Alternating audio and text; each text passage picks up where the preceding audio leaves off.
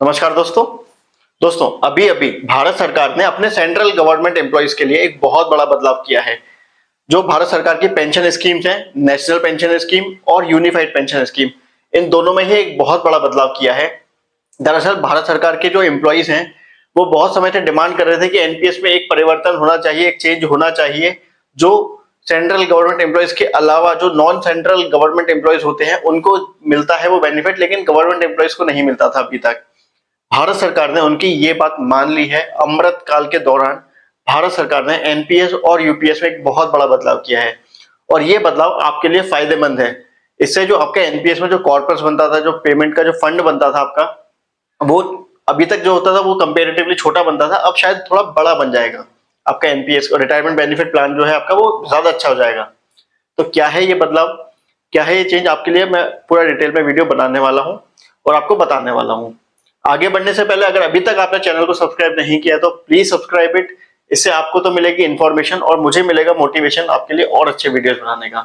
तो without wasting time हम अपना टॉपिक शुरू करते हैं।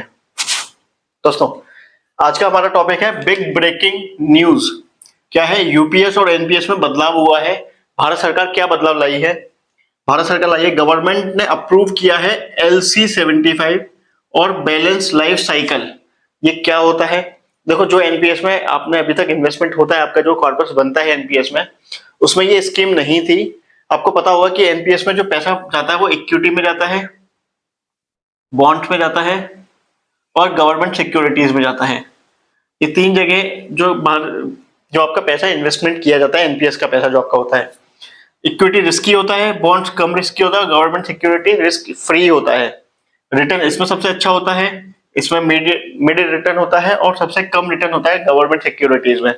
मतलब जितना रिटर्न उतना रिस्क, जितना कम रिस्क उतना कम रिटर्न। होता क्या था दोस्तों अभी तक? अच्छा, ये बेटर अपॉर्चुनिटी है गवर्नमेंट एम्प्लॉइज के लिए, क्योंकि आपके पास अब ऑप्शंस ज्यादा होंगे एनपीएस में पैसा इन्वेस्ट करने के पहले से ज्यादा। दोस्तों, पहले क्या होता था कि भारत सरकार की तीन स्कीम्स होती थी गवर्नमेंट एम्प्लॉइज के लिए कि भाई आप या तो LC25 में पैसा इन्वेस्टमेंट कर दो, या LC50 में, या LC100 में। इसमें क्या होता था कि इक्विटी में आपका पैसा लगता था 25% का, 25% का इक्विटी में, 25% का बॉन्ड में और 50% का गवर्नमेंट सिक्योरिटीज में। यहाँ पे लगता था आपका 50% इक्विटी में पैसा। जैसा कि मैंने आपको बताया कि इक्विटी में जितना ज्यादा पैसा लगेगा उतना आपको रिटर्न अच्छा मिलेगा। पहले इक्विटी में केवल 50% का ऑप्शन था और ये है LC100%। ये था गवर्नमेंट सिक्योरिटीज का। गवर्नमेंट सिक्योरिटीज में पूरा का पूरा 100% पैसा जाएगा। अब गवर्नमेंट सिक्योरिटीज में आपका एनपीएस का पैसा इन्वेस्टमेंट किया जाएगा अगर, तो आपको रिटर्न कम मिलेगा। हालांकि रिस्क नहीं होगा लेकिन आपका रिटर्न भी कम मिलेगा। अब क्योंकि रिटर्न कम मिलेगा आपको, तो जब आप रिटायरमेंट के टाइम पर जाएंगे तो आपके पास पैसा कम बनेगा। उसमें बदलाव करते हुए भारत सरकार की जो एम्प्लॉइज हैं वो बहुत टाइम से डिमांड कर रहे थे कि भाई ये जब आप बाहर के लोगों को ऑप्शंस दे रहे हो दूसरे भी इन्वेस्टमेंट करने की, तो हमें भी मिलने चाहिए। तो भारत सरकार ने वही ऑप्शन ओपन कर दिए हैं, LC75 और BLC में। क्या होता है मैं बता देता हूँ। LC75 मतलब अब आपका इक्विटी में जो पैसा जाएगा वो 75% तक आप इन्वेस्टमेंट कर सकते हो। BLC मतलब बैलेंस लाइफ साइकिल। दोस्तों, बैलेंस लाइफ साइकिल एक बहुत अच्छा कॉन्सेप्ट है। ये नॉन गवर्नमेंट एम्प्लॉइज के लिए अभी तक ओपन था कि जैसे जैसे आपकी उम्र बढ़ती जाएगी वैसे वैसे आपका जो इन्वेस्टमेंट है वो रिस्क कम करते हुए रिस्क फ्री इन्वेस्टमेंट कर दिया जाएगा। मानो आपकी 35 साल की उम्र है तो आपका इक्विटी में इन्वेस्टमेंट है 75% का, 36 साल हो गई तो 71% का। मतलब दूसरी जो रिस्की इन्वेस्टमेंट है वो कम कर दिए जाएंगे और रिस्क फ्री इन्वेस्टमेंट में आपका पैसा बढ़ा दिया जाएगा। तो एक टाइम ऐसा आएगा जब आप रिटायर हो रहे होगे तो आपके पास पैसा भी अच्छा खासा बन जाएगा और रिटर्न फ्री, मतलब रिस्क फ्री रिटर्न हो जाएगा आपका। दोनों कॉन्सेप्ट है।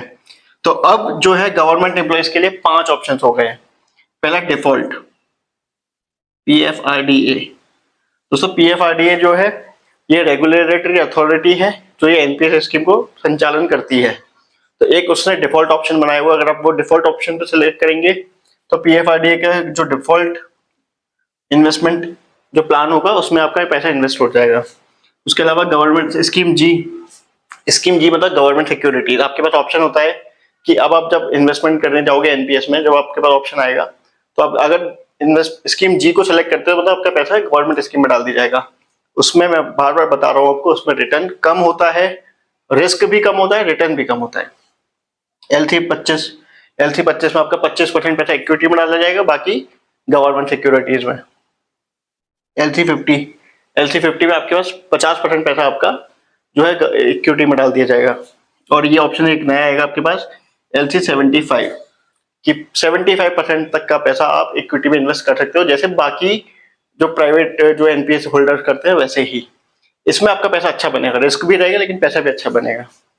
और एक बैलेंस लाइफ साइकिल में जैसा कि मैंने आपको बताया कि जैसे जैसे आपकी इन्वेस्टमेंट उम्र बढ़ेगी वैसे वैसे आपका रिस्की इन्वेस्टमेंट कम होता जाएगा, रिस्क फ्री इन्वेस्टमेंट बढ़ता जाएगा बाय डिफॉल्ट। इसके बेनिफिट क्या है दोस्तों? फ्लेक्सिबल, पहले तो देखो, पहले आपके पास फ्लेक्सिबिलिटी कम होती थी, अब ज्यादा होगी, क्योंकि जैसे जैसे आप रिस्क फ्री और रिस्क जो इन्वेस्टमेंट है, रिस्की इन्वेस्टमेंट आप उसमें सेलेक्ट कर सकते हो। दूसरा, मोर रिटर्न्स, क्योंकि इक्विटी में अगर पैसा ज्यादा लगेगा आपका, तो इक्विटी में आपका पैसा अगर ज्यादा है तो आपका रिटर्न भी ज्यादा बनेगा। डाइवर्सिफिकेशन, पहले आपके पास ऑप्शन कम होते थे डाइवर्सिफिकेशन के, अब ज्यादा है। L375 में आप इक्विटी में ज्यादा पकड़ सकते हो या आप गवर्नमेंट सिक्योरिटीज में भी ज्यादा कर सकते हो, मतलब जितने ज्यादा ऑप्शंस होंगे उतना ज्यादा आपके पास डाइवर्सिफिकेशन होगा। तो ये दोस्तों एक बहुत बड़ा बदलाव है अल्टीमेटली अगर देखा जाए तो, क्योंकि आप देखो तो आजकल लोग शेयर मार्केट को प्रेफर कर रहे हैं इन्वेस्टमेंट के लिए, म्यूचुअल फंड को प्रेफर कर रहे हैं, बजाय इसके कि जो भारत सरकार की या बैंक की एफडीज वगैरह होती है तो उससे, क्योंकि रिटर्न ज्यादा मिलता है, रिस्क भी ज्यादा होता है, लेकिन फिर भी लोग इसको प्रेफर करते हैं। तो अब गवर्नमेंट ने वो 75% इक्विटी में इन्वेस्टमेंट का ऑप्शन भी ओपन कर दिया है भारत सरकार के कर्मचारियों के लिए।